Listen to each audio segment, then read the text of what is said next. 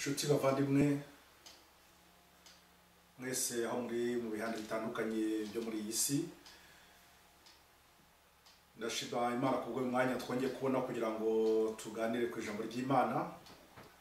Mufashe dushimire Imana yacu kubwo uyu mwanya yongera kutwongerera wo kugira ngo dushobore gusobanukirwa n'inzira iri kugituyoboramo, kugira ngo dushobore gufata umwanya wo gusuzuma no gushaka inzira koko itunganye, kugira ngo dushobore kugera i Kanani heza idutegurira.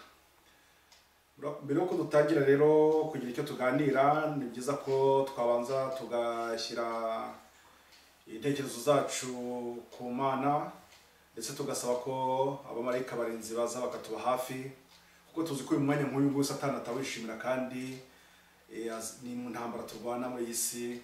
Satani ashaka buri gihe byose kutubuza amahoro n'amahwemo. Tufate umwanya dusenge kugira ngo Imana idufashe kandi tuyobore.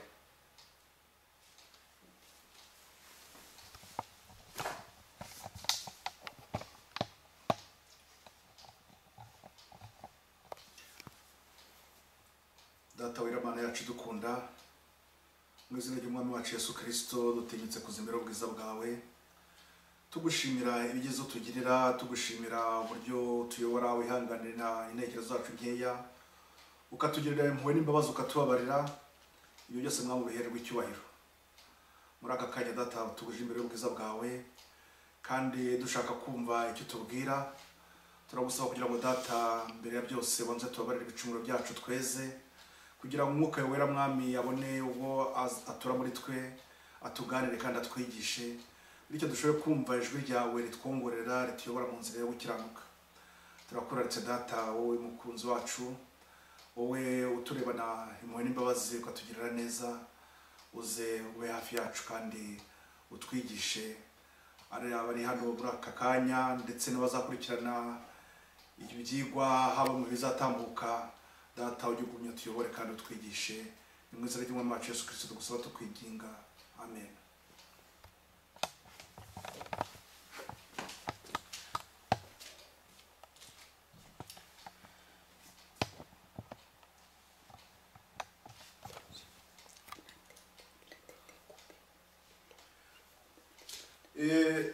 Muri aka kanya nshatse kugira ngo nyine tuganire ku ijambo ry'Imana. Ntabwo mfata umurongo uyu n'uyu muri wo tuganiraho gusa, ahubwo ndagira ngo mwebwe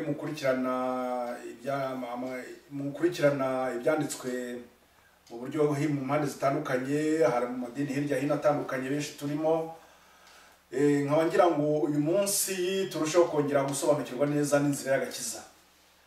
Inzira y'agakiza, kugira ngo dushobore kureba niba koko tugenda uko Imana bikwiriye, uko Imana ibidusaba, turebe niba koko turi mu nzira ituganisha mu bwami bwo mu ijuru. Ndagerageza kubw'umwanya mutoya dufite, ndagerageza kubaha imirongo migari yo itwereka iyo nzira uko imeze. Noneho nabo ubwanyu muzafata akanya gahagije, mufata ibyanditswe byera, n'ibindi bibazo mwagenda mwibaza nyuma, cyangwa se n'ibindi byigwa twazongera kuzagenda turebera hamwe, tugerageza kwinjira tugerageza gusobanukirwa mu mirongo yose itandukanye yindi. Ubwo twazafata n'umwanya wo kongera kubikusubiramo, ariko nibura namwe muri mu mpande zanyu mu bihande bitandukanye muzajya mufata umwanya murebe, musuzume, murebe ibyo mwari mwizeye, amagambo mwagiye mubwirwa, murebe koko niba huye n'ibyanditswe kandi koko agana muri iyo nzira nk'uko tuyibona.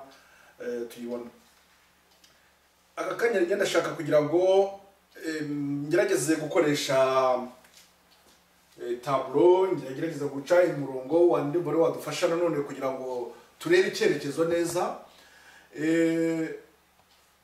Noneho muzayicurira no kuzagira mubikurikirana. Icyo tugira ngo turebere hamwe rero, nk'uko nabibabwiraga, ni uko tugomba kureba ibyo inzira z'agakiza. Inzira y'agakiza, cyangwa se navuga ko ari ijambo twakunze kujya twumva bakatubwira mu butumwa bwiza, bakatubwira se inkuru nziza. Iryo jambo ngenga ko ndashidikanya ko ari byo twese dushingiyeho mu byo twiga n'ibyo byanditswe byera. none rero ndagira ngo turebe iyo tubwira ngo inzira y'agakiza cyangwa se ubutumwa bwiza cyangwa se inkuru nziza, mbese turasobanukirwa n'ubwo butumwa niyo magambo dusobanukirwa n'impamvu zabyo. Ndagira ngo niyo twahera ku magambo yoroshye tukavuga ngo ubutumwa bwiza cyangwa se umuntu kuvuga ngo inkuru nziza, ni uko ari ikintu koko kigiye kugira icyo kiri kutwereka mu mibereho yacu ya buri munsi, kuva ko ari ikintu wari ukeneye. None icyo tugomba kwibaza ni ukuvuga ngo iyo nkuru nziza yabwiwe nde, ni kuki mbese arayikeneye kwibwirwa. Iyo dusomye amagambo tubona mu itangiriro ku gice cya 3:15 niho duhera tubona amagambo y'inkuru nziza. Ayo magambo tuyabona mu itangiriro igice cya 3:15 ni ubutumwa Imana cyangwa se inkuru nziza Adamu na Eva bari bahawe kugira ngo bashobore kumva uburyo bazongera gusubirana n'Imana. Ndagira ngo tuburyo bwo duce umurongo turebe ukuntu ibintu bihawe byifashe. Nuko ubwo Imana irema Adamu na Eva hari yabashyize muri Edeni.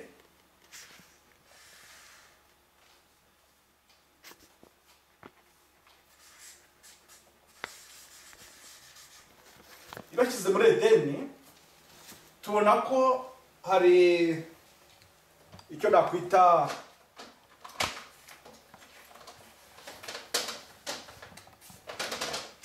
ubwo bari muri Edeni,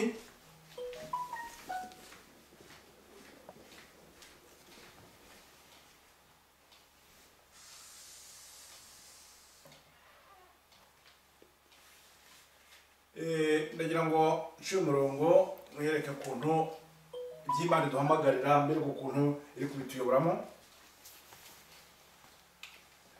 Aha turafata ko ari igihe cya muri Edeni.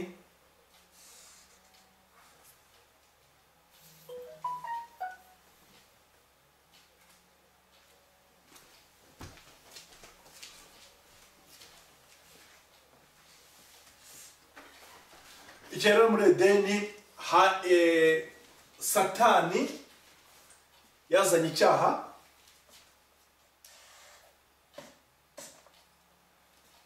tuvuge ko ngo ni icyaha kirinjiye. Kuva icyo gihe Satani akimara kwinjiriza icyaha muri umuryango wa Adamu na Eva, haba Imana yabavanye muri Edeni ibasora muri Edeni. None niho rero yahaye buriya butumwa tubona mu itangiriro igice cyaho cya 3 umurongo wa 15, aho yabasezeranyije umucunguzi. Uwo mucunguzi ni mukunko mubizi kandi uko mwazatwaza bisobanukirwa ngo twabisobanukirwa nuko ari Kristo wagombaga kuzaza gucungura uwo munyabyaha. Icyaha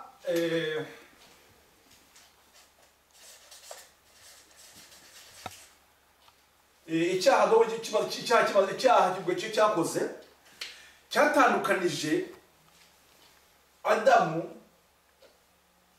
n'Imana.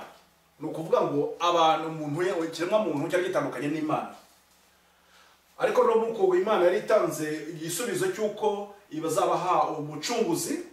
Uwo mucunguzi wagombaga kuza, icyo agombaga kuzakora nicyo kurimbura icyaha. Muri kurimbura icyaha nuko nyuma yaho twagombaga uwo muntu uzaba umaze gukizwa icyaha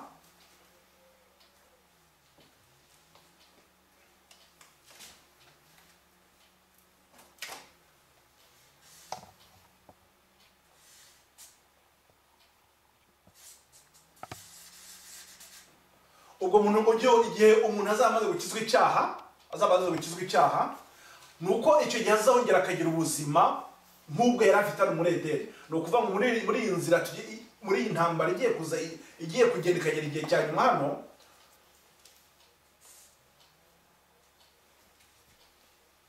muri iyi ntambara igomba kuzafata igihe cyose tugenda tugera hano kuri igihe cya nyuma. Ni ukuvuga icyo gihe hari iyo ntambara, ni intambara izaba iri hagati y'uwo mucunguzi wacu. Ngiye kwishyira gukoresha ikaramu itukura kugira ngo mushobore kubusobanukirwa neza. Nuko iki gihe ni igihe cy'intambara izaba iri hagati ya Kristo ya Kristo na Satani.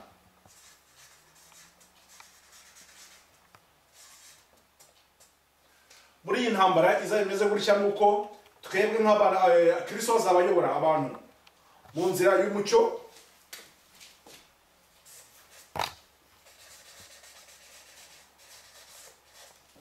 naho Satani we akayobora abantu mu mwijima.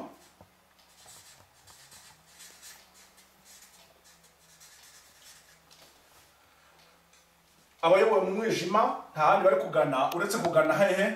Kugana mu irimbukiro.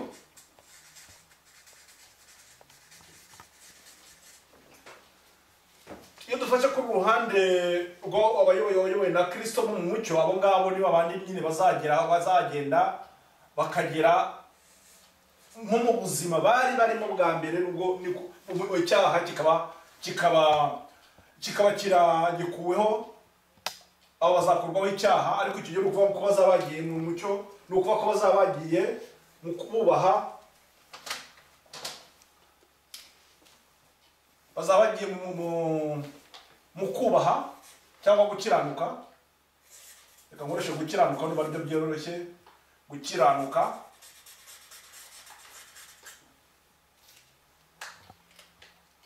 Abari ku ruhande rwa hano Satani bo bazaba bari kwanga umucyo.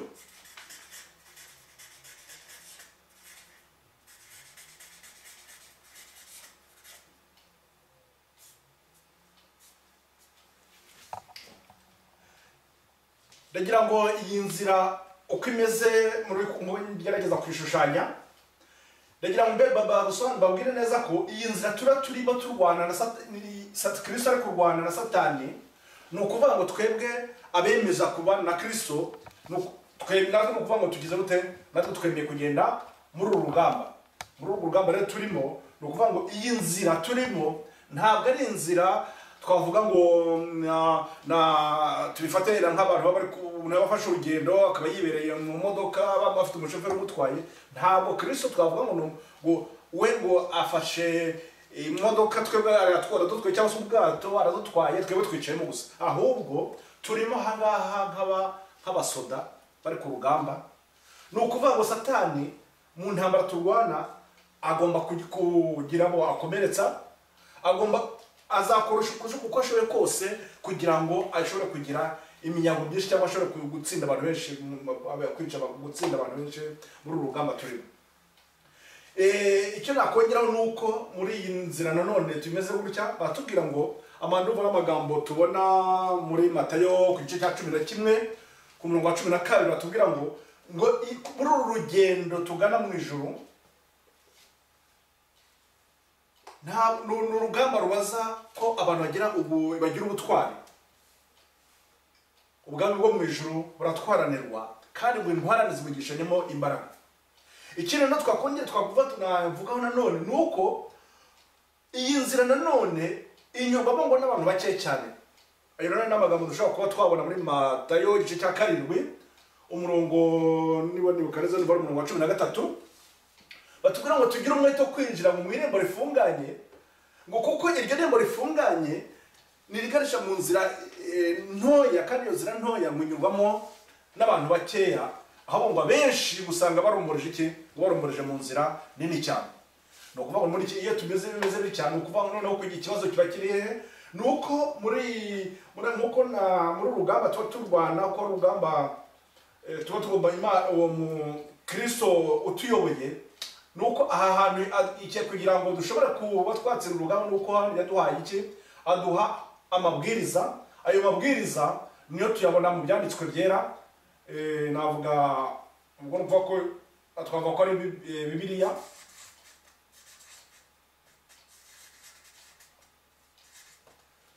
Bibiliya ikaba ariyo irimo amabwiriza duhabwa yo kugira ngo dushobore kuba twatsinda urugamba.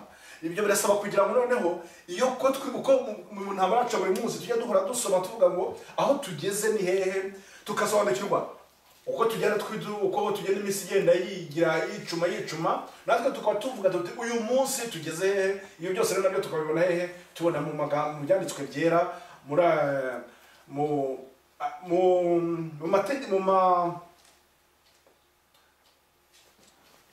mu mabwiriza Imana yahaye Kristo kugira ngo dushobore gusobanukirwa inzira turi kugendamo. Dusomye rero dusomye amagambo mu Itangiriro ya 3 umurongo wa 15, ntabwo nshaka kubasomera muzayisomera. Nuko twabonye ko nyine haba arimo abatubwira mu byerekeranye n'iyi ntambara. Muri iyi ntambara hari iyo ntambara uko nabwiraga ni intambara irebana n'icyaha. Ni ukuvuga ngo icyo cyaha ni gute Kristo azatubatura kuri icyo cyaha. Mbese icyo nakongera kwibaza twagomye kwibaza none iyo tuvuga ngo icyaha twavuga ko ari ikibundi. Sinzi niba twese hari igihe koko dushobora kuvuga ngo icyo numva mbese kitambere ni cyiza wabone se akavuga ngo nicyo kibiye kuba icyaha. Ntabwo ariko byiri, ahubwo icyaha batubwira ko ari ukugomera Imana. Ni ukuvuga ngo ni ukugira gute kwanga ya mabwiriza duhabwa, nabyo bifatwa mu buryo rusange ko kiba ari icyaha. Mu magambo numva ari urwa mbere rwa Yohana igice cya 2 ndabungu ha mwanya naho batubwira ko nyine icyaha ni ukugomera Imana, kwica amategeko y'Imana nicyo twita icyaha. Nizo mpamvu rero twongera kubona ko akamaro ko muri ya mabwiriza duhabwa harimo n'amategeko y'Imana. Ayo mategeko y'Imana akaba ari atumenyesha iki? Akaba atumenyesha icyaha. Ni ukuvuga ngo itegeko naryishe byanditswe ko nakoze icyaha.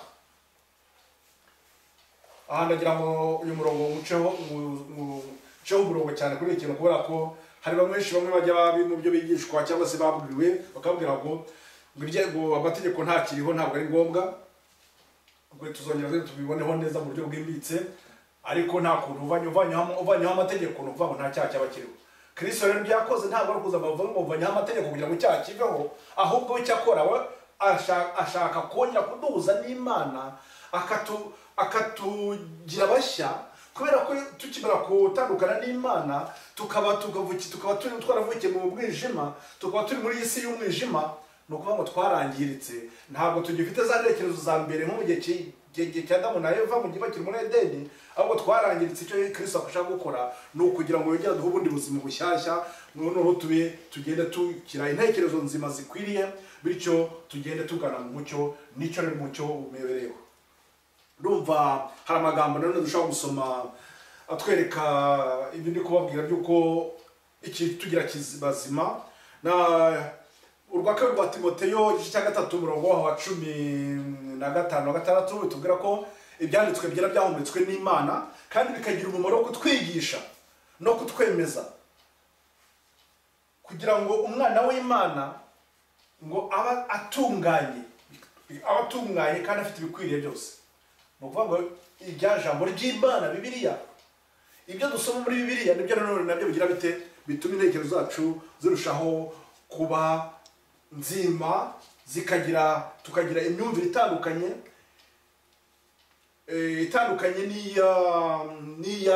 n'iy'isi, kuko icyo gihe intekerezo zacu zose ziba zitumbiriye kugana mu ijuru. Buri gihe cyose ziba zitekereza iki kuri uru rugamba turi kurwana narwo, kuko buri gihe cyose umwanzi tuba twumva ko turi ku rugamba. Imana rero mu rukundo rwayo ikimara kwirukana Adamu na Eva muri Edeni, yabari ikintu yabakoreye cyigisho yari bahaye cya mbere kibanza cyari cyo kugira ngo bajye batamba igitambo.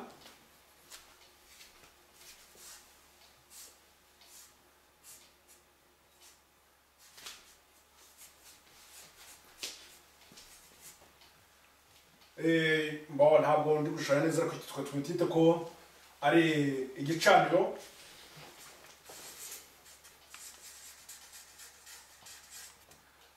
Igicaniro ariho haberaga, niho haberaga, hariho bakoreshaga igitambo.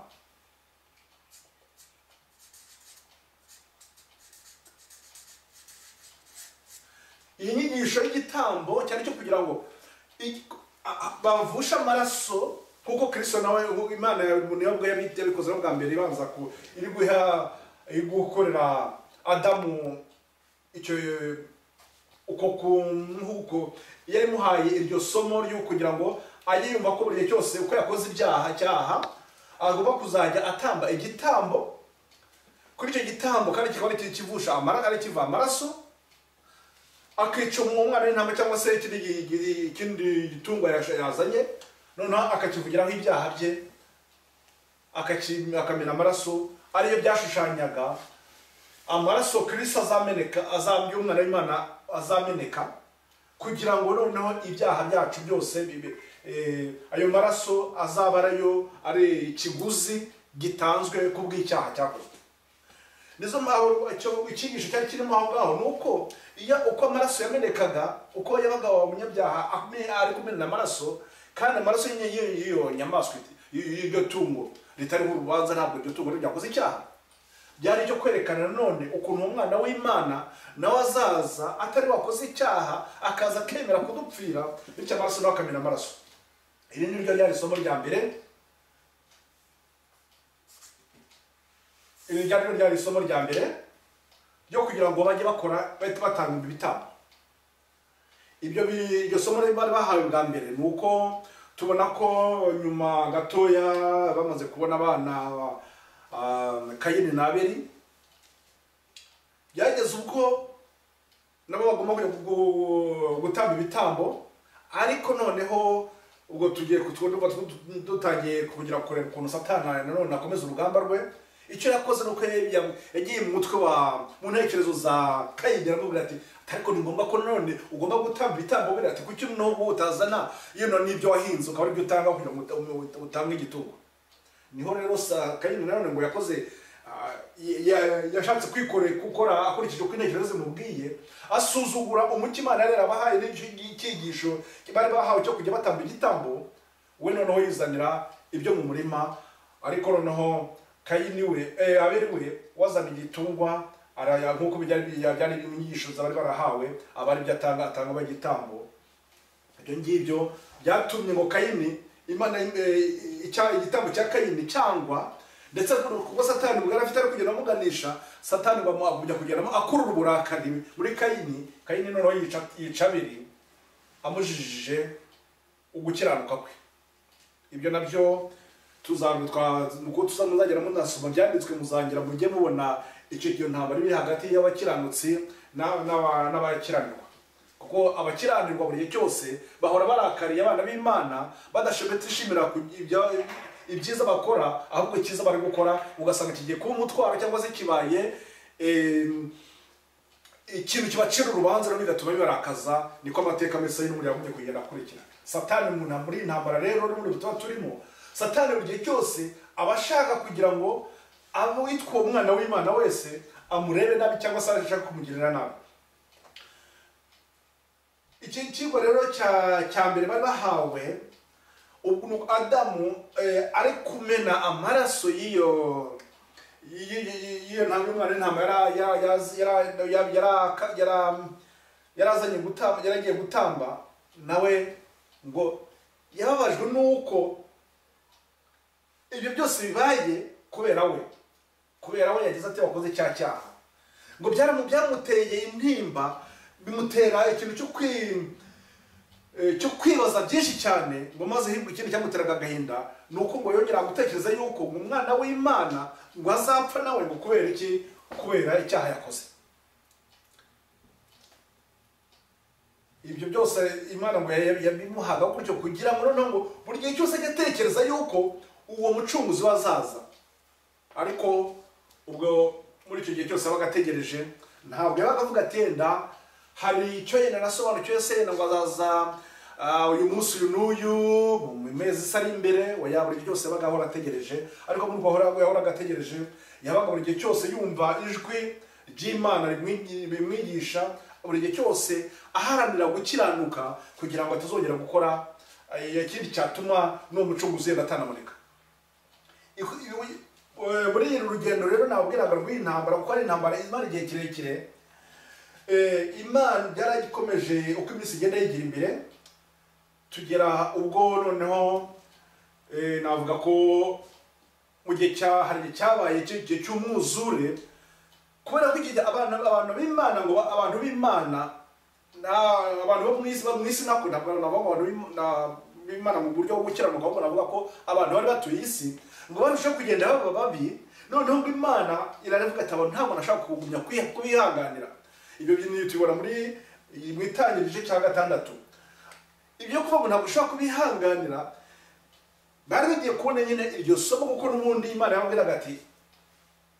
yababwiraga ko igomba kuba yabarimbura abanyabyaha. Ariko icyo gihe bose bumvaga ko ari ibintu bagasa nkaho mbese babikinisha. Ariko cyabaye ku gihe cy'umwuzure, cyabaye kimwe mu kimenyetso none kitwereka ko amagambo y'Imana iba yavuzeho ko byari ukuri kandi ko bigomba kuzakorwa. Ariko aho none hari ikindi kigwa none yatanze inyuze ku mugaragu wayo Nowa, imubwira ngo yubake inkuge kugira ngo none ngire kubereka uburyo imbabazi zayo ziba ari nyinshi, igibwe ihamagarira abantu none kugira ngo bihane. Ariko ibyo byose ntabwo ariko babikoze. None nyuma yaho tukomeje ntabwo nkomeza kugira amateka yose uko ameze, ariko ni ukuvuga ngo kuva muri Edeni hari abagiye bagenda ko mu nzira yo gukiranuka, abo ngabo twatubonye uriya yabereye umukiranutsi wishwe. Ariko nyuma yaho nyine hari Adamu na Eva barasimbujwe, haboneka Seti. Abo hari abakomeje kugenda muri uwo murongo wa Seti, abo ngabo nibo bagumye kugenda bakiranuka.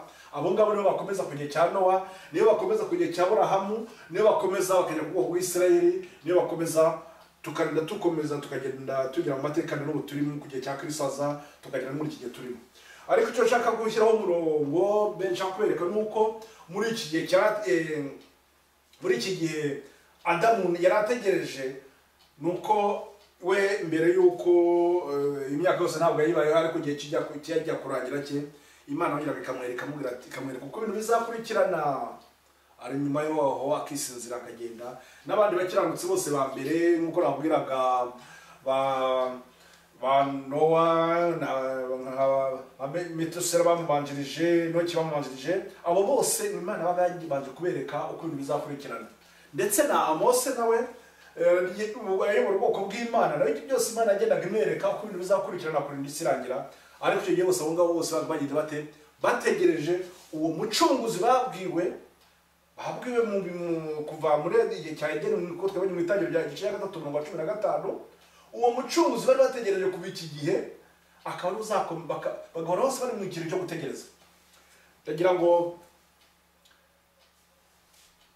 mbereke ikintu ngo cyari cyangwa buzakurikirwaho, ni uko ubwo ubwoko bw'Isirayeli bwageze ubwo bujya mu Egiputa. Mu gihe n'amateka nibwira ko mushobora ko mwese muzi, cyangwa n'abatayazi mwazabisoma mu byanditswe birimo, batwereka ukuntu ubwoko abahungu ba Yakobo bahunze bagahungira mu Egiputa, basangayo umuvandimwe wabo Yosefu, ndetse bakaba ahantu ho gutura, bakaba muri ubwo buhungiro. Ariko muri ubwo buhungiro bari barimo cyari igihugu n'ubundi cy'abantu batubaha Imana.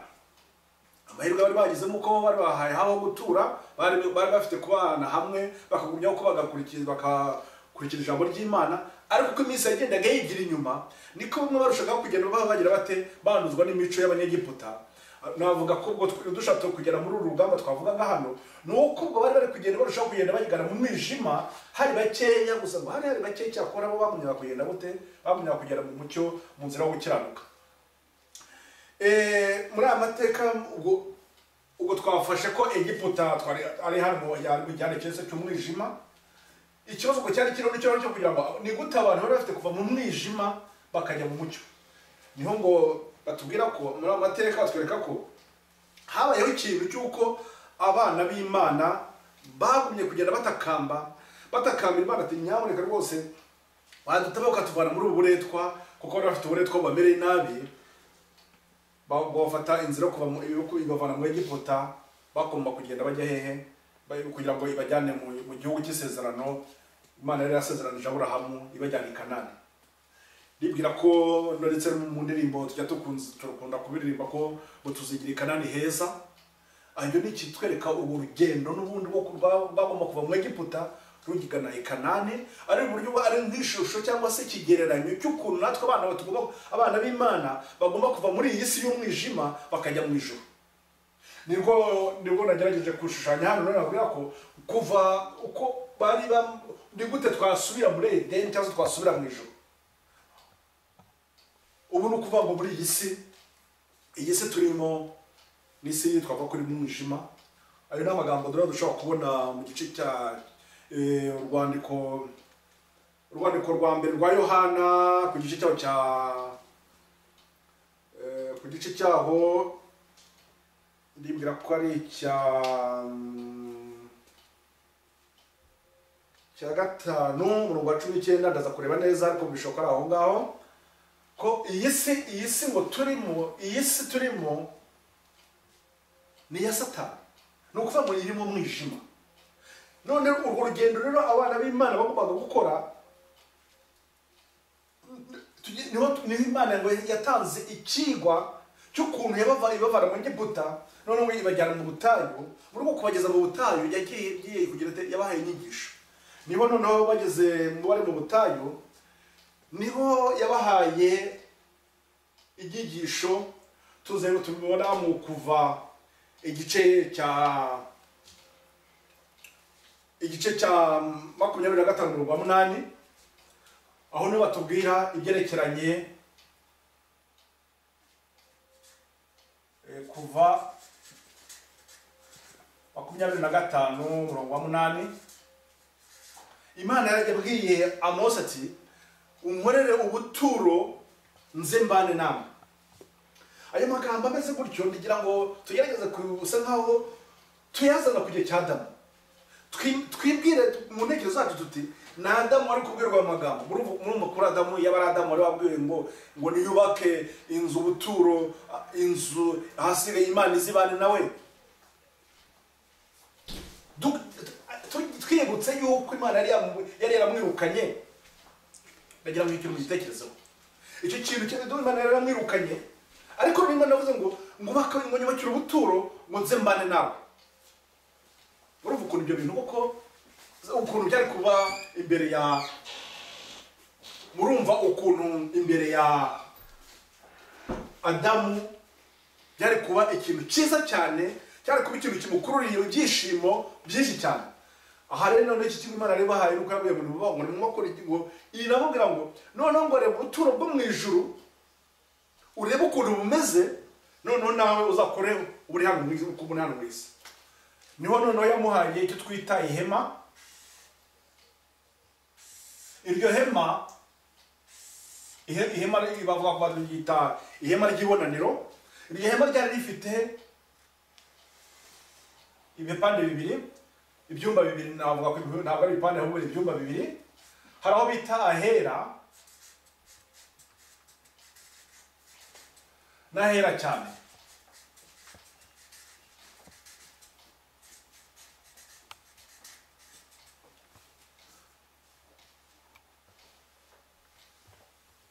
Iri ni isomo navuga ko ari isomo rya kabiri.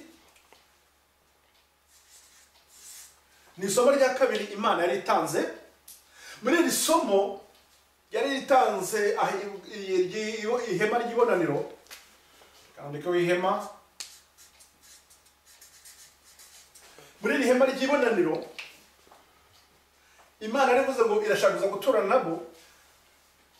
Yari itanze icyigisho cy'ukuntu uwo mucunguzi bari bakeneye umuco agomba kuzaza gukora. Aha ngaha no tubona ikigwa kivuga cyerekeranye twari dufite ikigo hano kivuga icy'ibitambo, ariko aha ngaha dufite ikigo noneho kitubwira ubutambyi.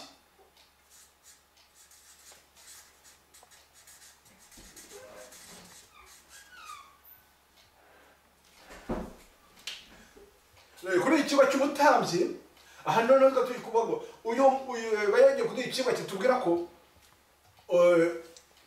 uyu mucungu twari dukeneye wari ukeneye kuzaza, ahubwo azaza nanone akora umurimo w'ubutambyi, ariho noneho bari kwerekana ukuntu icyaha kiva ku muntu kikagira gite, icyaha kikagera ubwo noneho kivanwa mu bwoko bwose, noneho Imana ikabicunguye umunyabyaha, akaba noneho ko asubiranye bwa buzima yari yarabuze, cyangwa se za ntekerezo zikongera zikaba intekerezo zikwiriye z'umuntu koko mu gihe cya mbere waremwe, mu gihe cya Edeni, tukagera ku ubwo buzima babuze mu gihe cyabo cya mbere. None iryo hema rero niho tubona muri uwo murimo, niho dusanga harimo ibyigwa bibiri. Harimo ikigwa kimwe kitubwira cyahera ubutambyi umurimo hatubwiraga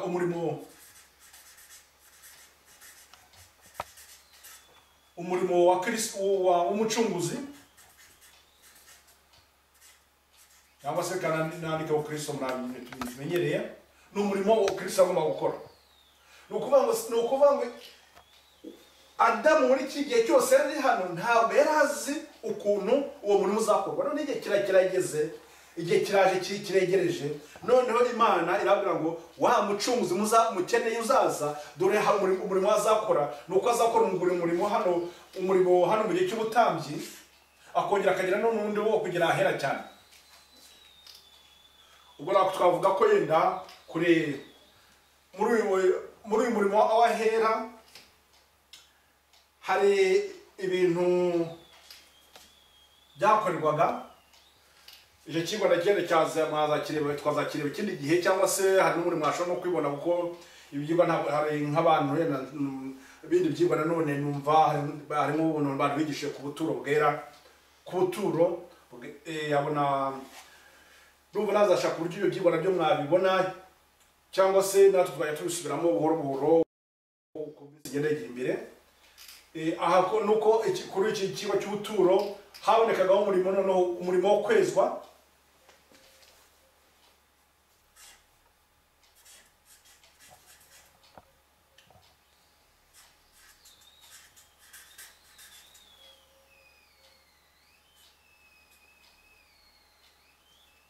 Hari undi murimo nanone w'urubanza.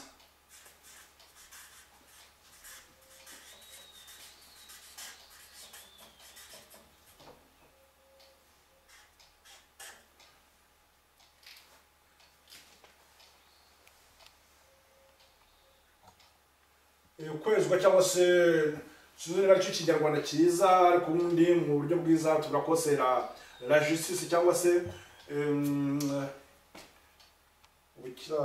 gukiranuka, cyangwa se ushobora gushyiramo gukiranuka, n'ubwo aribyo bigize gukiranuka.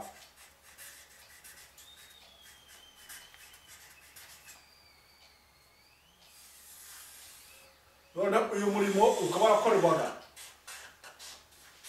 hano muri iri hema, yabaga ikigo cyabaga kirebana n'ibikorwa muri bahera, niyo cyabaga kirebana n'uwo murimo wo kwezwa, wo kwiyunga n'Imana. Noneho kwezwa cyangwa se kwezwa gukiranuka cyangwa kwiyunga n'Imana. Noneho uyu murimo nanone wa kabiri wo urebana n'urubanza, wo ukaza hano ku ahera cyane.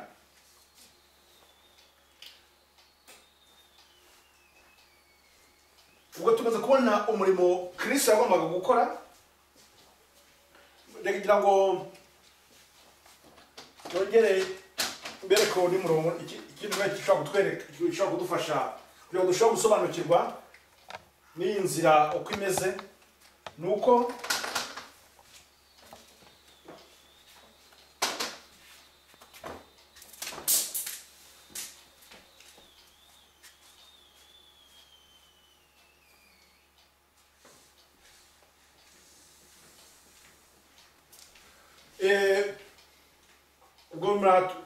ubu turagaruka none kuri ni kimwe n'ura murongo wa mbere nuko gusa uyu nguyu wongeye kugira ibintu nongeraho kugira ngo dushobore gusobanukirwa n'izi ntambwe eshatu turi kubona.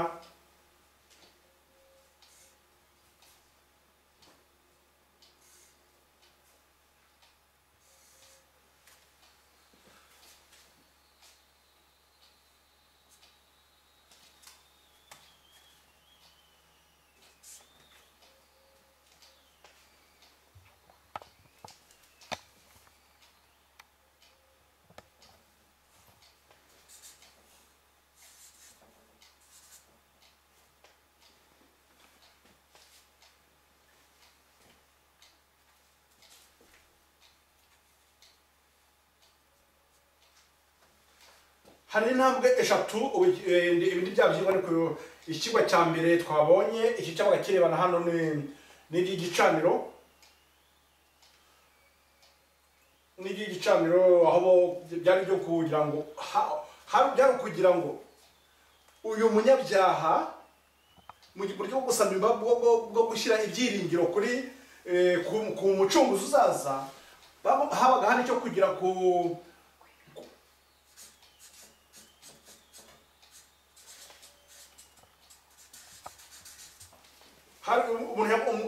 habaga ari ikintu cyo kugira ngo umuntu agire kwizera cyangwa se agire ibyiringiro kuri uwo mucunguzi. Cyari cyo kigwa cya mbere. Noneho ku kigwa cya kabiri, kuri iki kigwa cya kabiri cyo tubona ko cyari igihe cyo gukira cyo kwezwa cyangwa se gukiranuka, ariho noneho ariho wa munyabyaha we agiye guhabwa umutambyi, kuko kuri ikigo cy'ubuturo bwera nuko umutambyi iyo abaga gufata amaraso ya cya gitungwa kiri hano bamaze kubusha amaraso, ayo maraso yajyanaga ahera. Hano habaga hari umwenda, akaba ariwo ajyana amaraso ahantu hera, ari uburyo kugira ngo ari kuvuganira wa munyabyaha. Ariko umunyabyaha ntabwo yakomezaga ngo agere, yabaga agiye kumuvuganira, kuko ahahera cyane ahantu habaga isanduku y'isezerano. Muri iyo sanduku y'isezerano ntabwo ikigo cyo kugira ngo nkijye mu buryo bwimbitse, ariko tugiye ko aha habaga isanduku y'isezerano no kuva mu gihe cy'urubanza.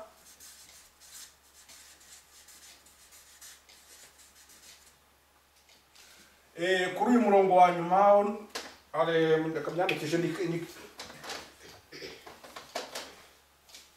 aha ngaha tugeze no kuvuga ngo habaga ni igihe kirangira.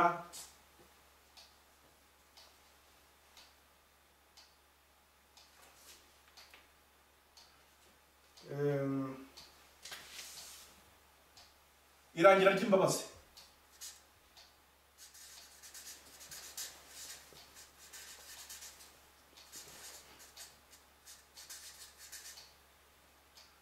Imbabazi.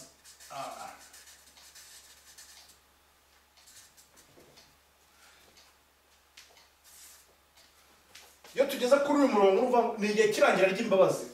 Bishatse kuvuga iki? Ni ukuvuga ngo muri kiriya gihe cyose Imana iba yaduhaye, hari igihe tuba twadufite cyo kugira ngo tugire ukwizera yuko ibyo tubwirwa cyangwa se iby'Imana dushaka kutugezaho uwo mucunguzi ko tugomba kumwizera. None aha ngaha akaba ari igihe cyo kwezwa cyangwa se gukiranuka. Reka nkoreshe gukiranuka.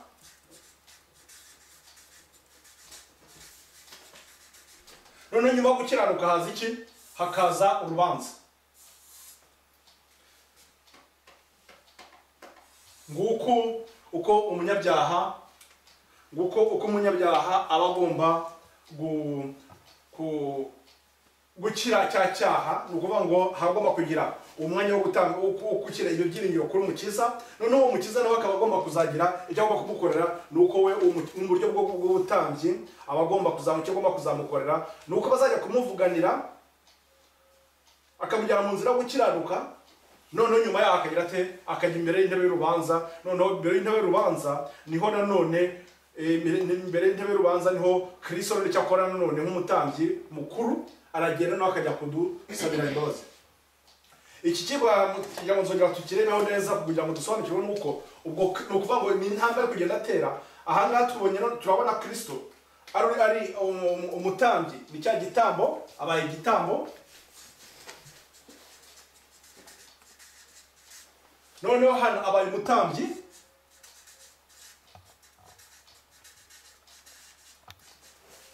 noneho hano akaba umutambyi mukuru.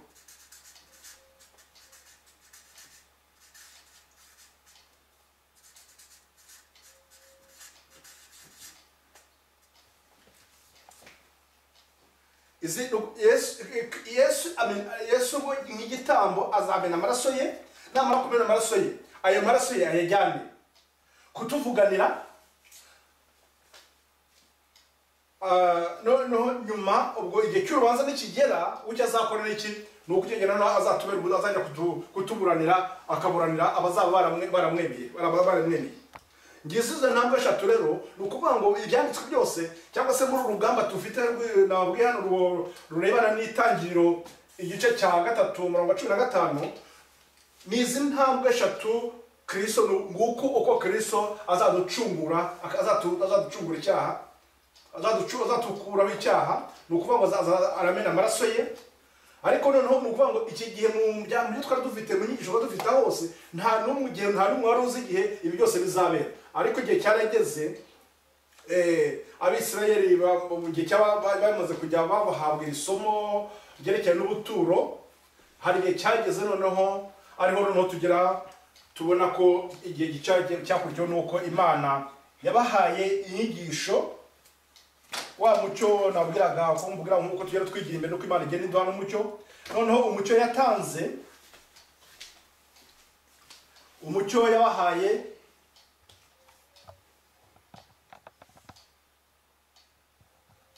reka ndacuna umurongo hano.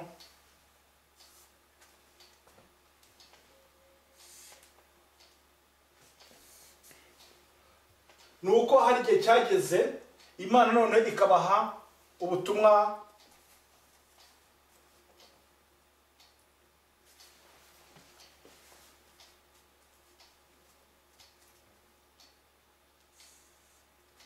byageze hafi mu myaka 600 mbere y'ivuka rya Yesu.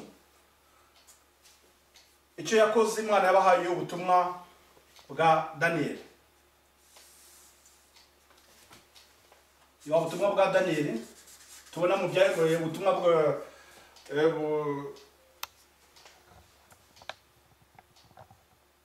ubutumwa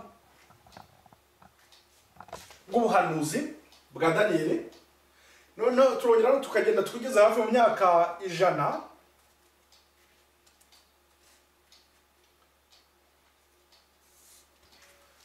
hafi mu myaka 100 Imana none itanga ubundi butumwa, ibyahishuwe.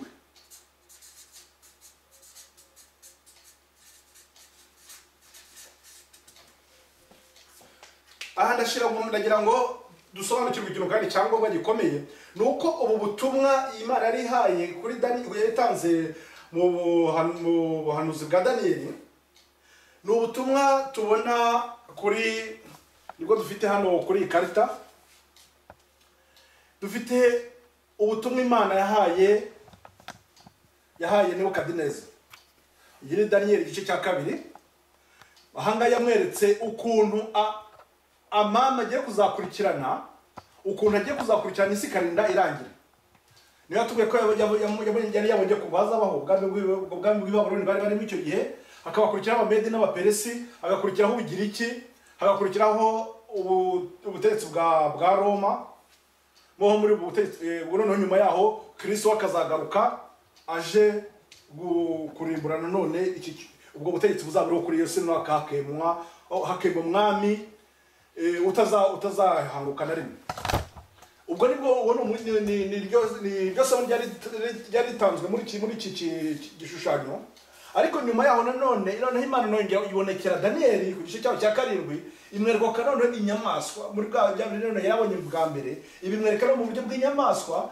Inyamaswa ya mbere isa nk'intare, imeze nk'intare ivuga Babuloni, idubu rimeze nk'iryo rivuga Abamedi n'Abaperesi, noneho ingwe nanone ifite imitwe y'ine, imyena yari ivuga ngo bugira iki, noneho nyuma hakaza ikindi kinyamaswa rero kitafite utamenya ko kideze, ngo iki kinyamaswa rero kikaba gifite amahembe 10, ariko noneho ayongera ngo noneho kuri Daniel cyamutangaje cyane ngo gumye kureba ngo noneho muri amahembe 10 ngo atatu yavuyeho. Urabona ko rimwe 3 atatu anatatu arindwi, noneho ngo havuye amahembe 3 asimburwa n'agahembe gatoya.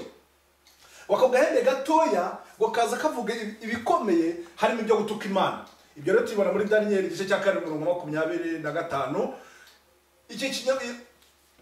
Ibyo noneho iyo tuyagumye kugenda dukurikirana amateka nkuko nababwira begize kubereka ko uyu murongo hano dufite hano utugenda uko ibihe bigenda bisimburana, nkuko tukaba tumaze kubona abari amame kunagiye akurikirana. Nukuvuga ngo turi kugenda twige uko imigendekere y'isi nayo tugenda tuyikuraho amasomo, tugenda tureba tuyihuza amateka y'isi, tuyahuza n'ibyanditswe tukareba kugenda byose biringaniye. Niho rero nahangaha nanone uko izi nyamaswa zari zikurikiranye uko amame yagiye akurikirana, nuko kuri inyamaswa ya 4 kuri igihe cy'ubutegetsi ubutegetsi bw'Abaromani, nyuma yaho ntabwo ubutegetsi bwabusimbuye kuko urabona ko izi nyamaswa ari zimwe uretse gusakana gahinduka na mahembe. Ayo mahembe kandi amavuga ubundi ubwami, ibyo nabyo niyo abantu twazabigiraho ikindi kigwa cyangwa se mwana cyangwa se mbona bizi ko amahembe bashaka kuvuga ubwami. No kuvuga ngo hari ubwami bwabo mugakuzaza, ubu bwami no ngo bukaba bumeze kandi nk'umuntu aho bukagira bukayivuga ibikomeye bakabona ibyo gutuka Imana. Ibyo ngibyo rero noneho Daniel ngo akimara kubona ibyo bintu ngo byamuteye kwibaza byinshi cyane, ndetse biramubabaza cyane, bituma noneho yibaza ati ibyo bintu uko bizageza ryari. Ibyo igihe yibazaga ngo bizageza ryari, niho yaje kubona ibyo biri kuri Daniel igice cya 8 ku murongo waho wa 13, noneho ku murongo wa 14 kuri Daniel 8:14, noneho batubwira ko ngo ibyo bintu ngo bizamara imyaka iminsi 2300. Ari byo noneho kuri karate tubona biza bikaduha bikagenda bikagera mwaka w'1444. No kuvuga ngo kuri ya karita yacu rero dufite hano, niba hari ahantu tugomba kubona itariki, kuko nanone itariki nanone dufite, kuko ubuhanuzi bwa Daniel bwari bwatanzwe bwagiye navuga ko Daniel ku gice cyaho cya 9 ntabwo nabisimbutse gatoya, ku gice cyaho cya 9 niho batubwira ibyerekeranye n'iby'imyaka 70, iby'imyaka 70. None mu hangano batwereka bakatubwira igihe Kristo yagombaga kuzazira, uwo Mesiya twadutegereje, bakaduha umwaka wa 27. None bakatubwira none uriya wundi twatubonye muri Daniel 8:14 wo ukagenda ukatwereka umwaka w'1844. Ubwo turi kugenda tubona nuko hari igihe Imana baga yagize itanga amatariki, itanga amatariki tubwira igihe ibintu byose bigiye bizabera. Avuga ati wa mucunguzi wari utegerejwe dore igihe ngomba kuzazira mu mwitegure. None ngira tubwira ngo iki gihe cyose nyine n'abahaye cyo kugira ngo cyo gukiranuka, hari igihe noneho igihe cy'urubanza none rugomba kuzabaho, dore igihe kigomba gutangira mu 1844. Ibyo nibyo tubonye uko ubwo ngo nimushaka kubisaba tukubireba neza musomye murongo ubanziriza uyu nguyu, ni hahandi ngo Daniel yari kwibaza ngo ibintu bizageza ryari, kuko yamaze kubona ko hari ikintu kizaba kimeze kizaba kidakwiriye yuko umurimo w'Imana uzaba warateraguye hejuru.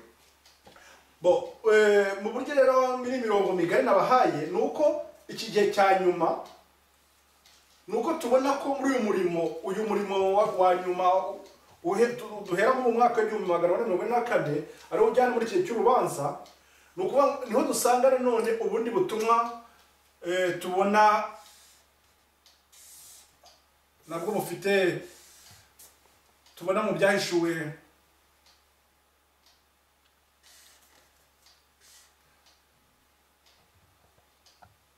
ni byahishuwe 14 umurongo wa 6 kugera kwa 12. Aha tubona ubutumwa bw'abamarayika batatu nabo bakatubwira ko ngo ni umurimo Imana ni ubutumwa Imana iri guha itorero ryayo, ibwira abantu ngo umubwire amahanga yose, nuko iki gihe hari igihe bagomba kwitegura Kristo ugomba kuza mu mwaka wa 2007 amaze kugenda avuga nayo ko azagaruka. Umurimo wari utanzwe ahangaha ni umurimo wo kugira ngo nanone wo kugira ngo biteguze abana b'Imana, ndetse abana b'Imana bategurira isi kwakira Kristo ugiye kuzagaruka. Niho tubona ubutumwa bw'amarayika wa mbere mu gifaransa, marayika mu gifaransa bavuga ange, donc marayika wa mbere, marayika wa kabiri, noneho marayika wa gatatu. Ndagira ngo ahangahe ntabwo twabyinjiramo muri aka kanya yose ngo tubibone, nuko ubutumwa bw'amarayika wa mbere n'ubw'amarayika wa kabiri bwaratanzwe kugera mu mwaka w'igihumbi magana ane mirongo ine na kane, buhereye mu mwaka n'uvariki barabona banagira bahaye cyane n'imyaka ibihumbi 2520, n'ikindi yenda tuzongera kukirabaho cyake n'ikindi ikarita tuzongera turebe uburyo bunonosoye. Niho no tuzabona ko uyu mwaka wa 1998 ari umwaka hari n'ababwiyeho nanone ko ahangaha dufitemo imyaka 46. Iyi myaka 46 ikaba iri guhura n'imyaka n'ubundi yabayeho mu gihe cyo gusana Yerusalemu. Noneho ahangaha twari tumaze imyaka 1260 igihe cy'umwijima, igihe aka gahebe gatoya kari kamaze guhera mu mwaka 538 kari kamaze kari kurenganya abana b'Imana, ndetse kari kwigisha ibintu by'ibinyoma, kari kuvuga bya Daniel yabonye ngo byo gutuka Imana, byo ko kwishyira hejuru, ngo ibyo ngibyo niwe watubwira ko ngo ibi byose noneho amateka tuyabona ngo nuko bari gusanga ibi ngibi byari ubupapa bwazanye inyigisho z'ibinyoma. Izo nyigisho z'ibinyoma zikaba zo none zabwakwije isi yose, kuko muri imyaka yose rwo bwari bwategekaga, noneho bugatuma abantu ndetse bata ukuri bari baramenyebwe kera cyane, ukuri Kristo yari yarigishije.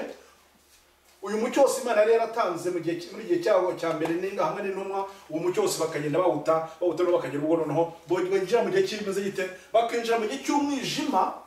Ariko bakatubwira ko ngo hari bakeya nibura bakiri mu nzira yo gukiranuka, nk'uko n'ubundi tubibona ko mu gihe cya Kristo ajya kuza n'ubundi hari abantu bake cyane nanone ngo bagiraga bate bashoboraga kugera mu nzira y'umucyo, ariko abenshi bo bari baranze umucyo. Niho tubona ko nk'ubu batubwira abagaragu b'Imana cyangwa se abantu navuga bahozaga intekerezo mu kugaruka kwa Kristo, batubwira muri Luka igice cyawo cya 2:26 batubwira ibya Simiyoni, noneho ku murongo wa 36 bakatubwira ibya Ana. Abo ngabo abantu babiri ngo niyo bashoboye gukurikira, kuko bashobora kubona ko ngo umucunguzi koko yagombaga kuza.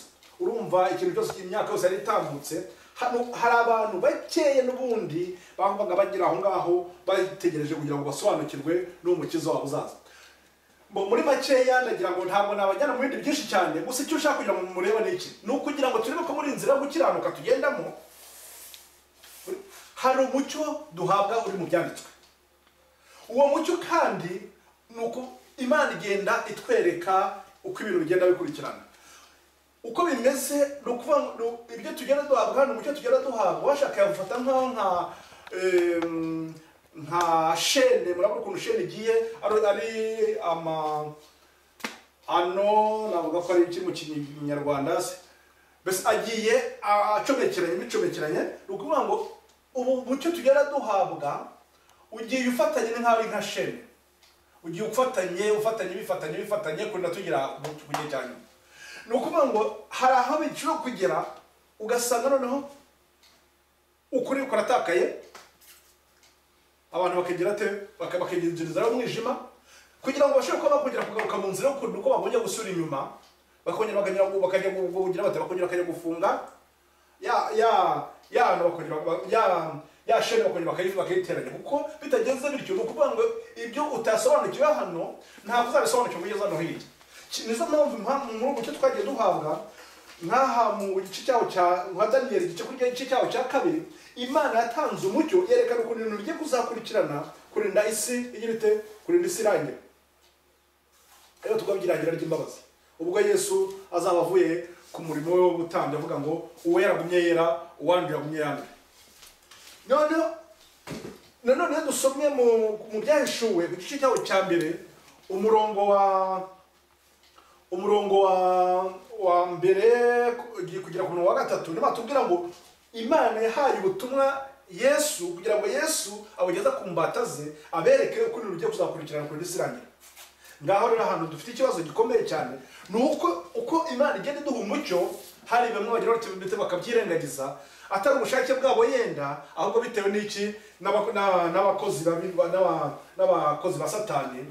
Abakozi ba Satani bari kujyana abantu mu mwijima bigatuma badashobora gusobanukirwa n'aho ibintu bigeze. Iki kibazo gikomeye ni ukuvuga ngo niba tutari gusobanukirwa n'uwo mucyo Imana yatanze muri Daniyeli, mu buhanuzi bwa Daniyeli, byatugora no kuzasobanukirwa n'ubuhanuzi dufite muri ibi byahishuwe, kuko ibyahishuwe n'ubundi biza byunganira Daniyeli. Hari ikibazo gikomeye mbabwira nti gikomeye cyane nuko igihe tuzaba tutari gusobanukirwa ibi ngibi, gusobanukirwa n'ubutumwa Imana yatanze ibinyujije ku muhanuzi ku bahanuzi babo, ku muhanuzi w'Imana Daniyeli, ku muhanuzi w'Imana Daniyeli, bizagorana kugira ngo dushobore kuba twasobanukirwa n'ibyahishuwe. Bikaba bisaba rero kugira ngo twongere dusubire inyuma turebe mbese koko iki kigwa cyerekeranye n'ibyo igicaniro cyo kugira ngo dusabe Imana tugire kwizera, ariko muri uko kwizera tugomba dusobanukirwe n'uwo murimo Kristo agomba gukora, uriya azawudukorera. Uwo murimo agomba kudukorera n'uwo kugira ngo azatura nk'umutambyi, noneho yongere ngo agire ate akore akazi k'ubutambyi bw'umutambyi mukuru wo kugira ngo ubwoko bw'Imana twese twezwe, noneho ubwo igihe kiri avuga ati umurimo wanjye ndawurangije. Ngibi ni ukuvuga ngo ibyigwa byose twiga cyangwa se Bibiliya yose nabwo by'Itangiriro 3:15 bivuga iby'iyi ntambara turimo turwana na Satani, noneho ikongera ikatwereka izi ntambwe eshatu uburyo Kristo azamena amaraso ye, noneho akajya kutuvuganira ahe mu ihema ry'ahera n'ahera cyane, ariho batubwira mu nzira yo kwezwa no mu nzira yo gukiranuka. Nyuma noneho tukaba tumaze gukiranuka neza, niho nanone dushobora kugira gute, dushobora kujya imbere y'intebe y'urubanza. Noneho muri iki kigwa cy'ibyahishuwe kiduteguza kugaruka kwa Kristo, ni uko kuri uyu marayika wa gatatu, marayika wa mbere atubwira ngo twahe Imana tuyihimbaza kuko igihe cyo gucira abantu urubanza gisohoye. Ubwo ni ibyahishuwe 14 umurongo wa 6 n'uwa 7. Noneho ku byahishuwe marayika wa kabiri bakaza ku byahishuwe 14 umurongo wa 8, aho atubwira ko atubwira ngo ibya Babuloni rero nta bindi bindi, ni ukutubwira ngo n'urudubi urudubi rw'amadini, urudubi rwaje ruzanywe n'iki, ruzanywe n'akagahembe gatoya hano. Niba tubwira ngo ni gute dushobora kuva muri urwo rudubi, ariko nanone bagira kutugagira bate badutungira agatoki kongera ku byanditswe byera kugira ngo dushobore kuva muri urwo rudubi. Noneho marayika wa gatatu we aza atubwira ibyerekeranye ngo n'inyamaswa n'igishushanyo cyayo, ko tugomba kwirinda iby'inyamaswa n'igishushanyo cyayo. Icyo kigo ntabwo cyo nakifatangira none aha ngaha gusa, ni uko gusa icyo nashaka kubabwira gatoya ni uko icyo kintu kimeze muri icyo tugari cy'inyamaswa, igishushanyo cy'inyamaswa, ni uko hari igihe kigomba kugera noneho bwa bupapa n'ubundi bw'ubutegetsi bw'ubupapa bugomba kongera bugahuriza amadini yose hamwe, bikaba aricyo cyari cyarabaye mu mwaka wa 508. Noneho bakabahuriza hamwe, bamara kubahuriza hamwe bakagera n'aho bongera bagira bate bashobora kongera gusorana ubutegetsi mu buryo bwa leta. Noneho bamara gusorana ubwo butegetsi nk'uko byari byabaye mu mwaka wa 538, mu icyo gihe noneho akaba bongera gusorana ubutegetsi bwabo bwose. Ibyo bikaba ari bazaba bari gusohoza ubuhanuzi tubona mu byahishuwe igice cya 13. muri makeya ndagira ngo izo nzira ndagira ngo mwumve uwo murongo neza ukuntu uwo murongo izo ntekerezo zacu tuziganishe kuri uwo murongo, inzira y'ukuri, inzira ituganisha inzira y'agakiza. Inzira y'agakiza ni ukugusobanukirwa n'izi ntambwe eshatu, tukagera tugasobanukirwa uwo murimo Kristo uburyo Kristo agenda atuyobora muri izi nzira yo gukiranuka. Noneho natwe tukasiga tukamenya, tukagerageza tugenda tureba aho ibi kugenda biba hirya hino. None nta kurebe byose byashoboka kugira ngo uvuge uti noneho ngewe ndi mu idini rinini, ariko ugasanga n'ubundi nta mucyo ufite, ngo nta mucyo ufite kubw'iki gihe turimo, cyangwa se igihe cyatambutse mu gihe cyashize. Uko turi kubona hano nka Daniyeli, niba umuntu atasobanukiwe na Daniyeli ntabwo asobanukirwa n'ibyahishuwe.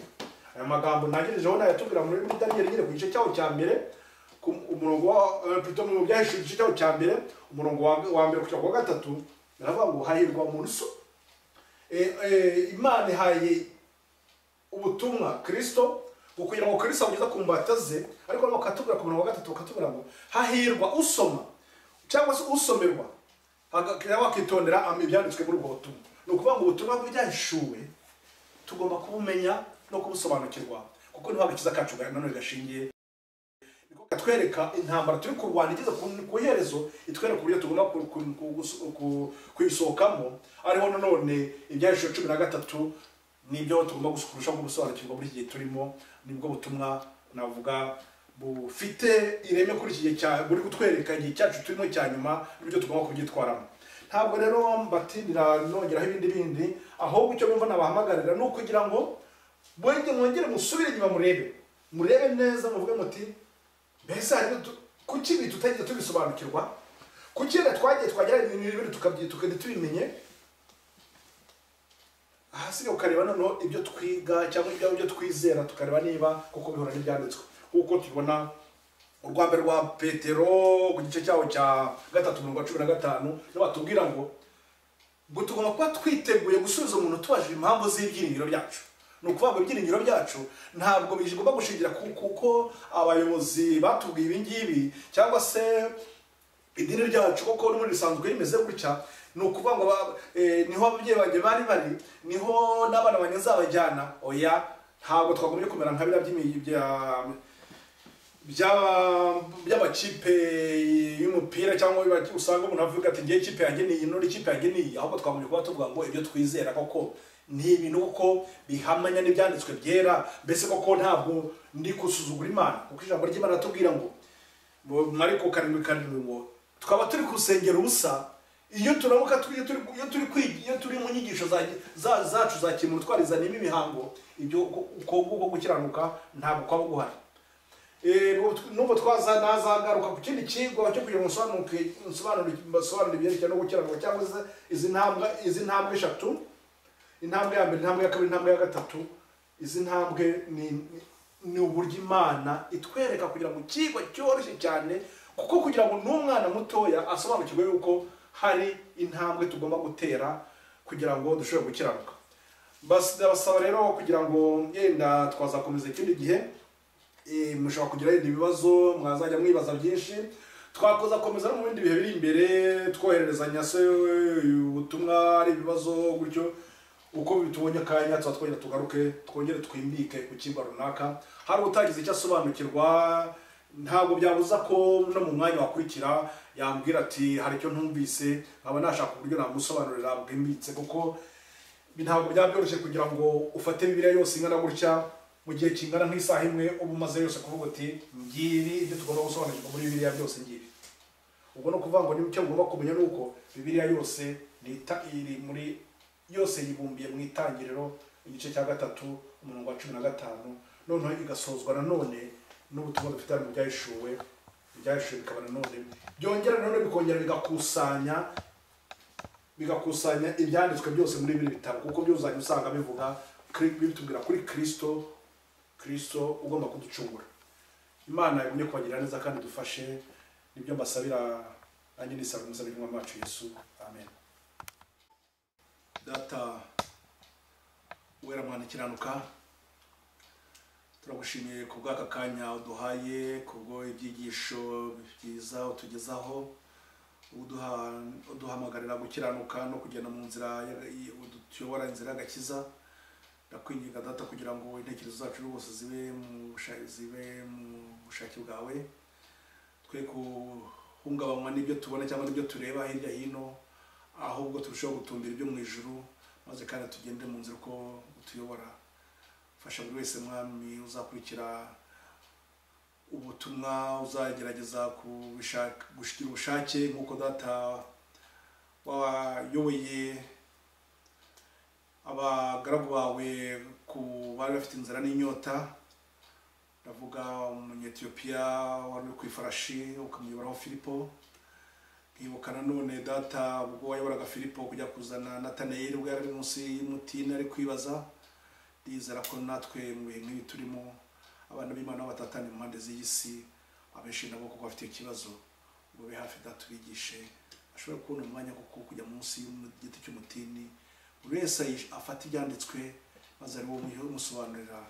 Ibyo mbasabira mwami kandi nanjye nisaba mu izina ry'Umwami wacu Yesu, amen.